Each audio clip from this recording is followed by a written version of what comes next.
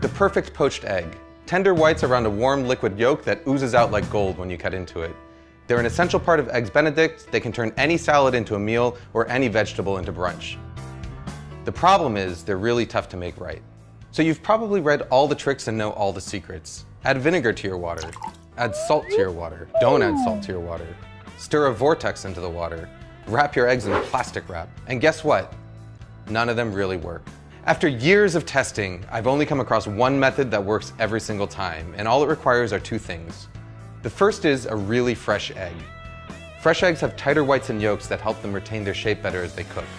There are two ways to tell how fresh an egg is. The first is to check something called the Julian date.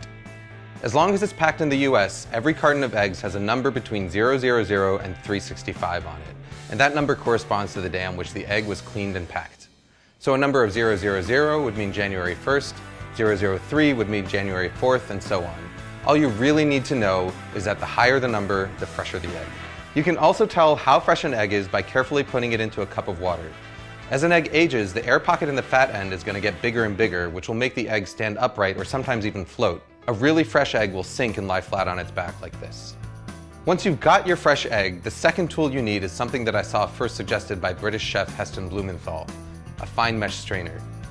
You see, no matter how fresh your eggs are, there's always going to be some amount of liquid white.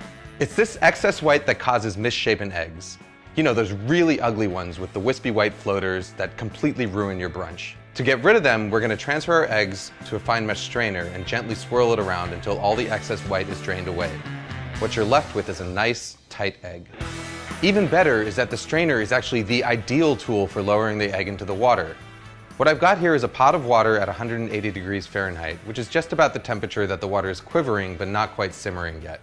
All I'm going to do is gently lower the strainer with the egg into the water, move it back and forth a little bit to make sure the egg isn't stuck, and then carefully roll the egg out. Just like a kid, it's these early formative stages of a poached egg's life that are going to determine how it turns out in the end. Using a round bottom strainer and this rolling motion is going to help ensure that you get a nice tight poached egg that's egg-shaped. If you want to cook multiple eggs, just make sure that you have them cracked into separate dishes and ready to go. Once they're in the water, your only job is to keep them moving around, flipping them from time to time with a slotted spoon so that they cook evenly. After about 3.5 to 4 minutes, this is what you've got. You can even cook them ahead of time and store them submerged in cold water in the fridge for up to a few days. To reheat them, just transfer them to a bowl of hot water for a few minutes just before serving. Food Lab signing out.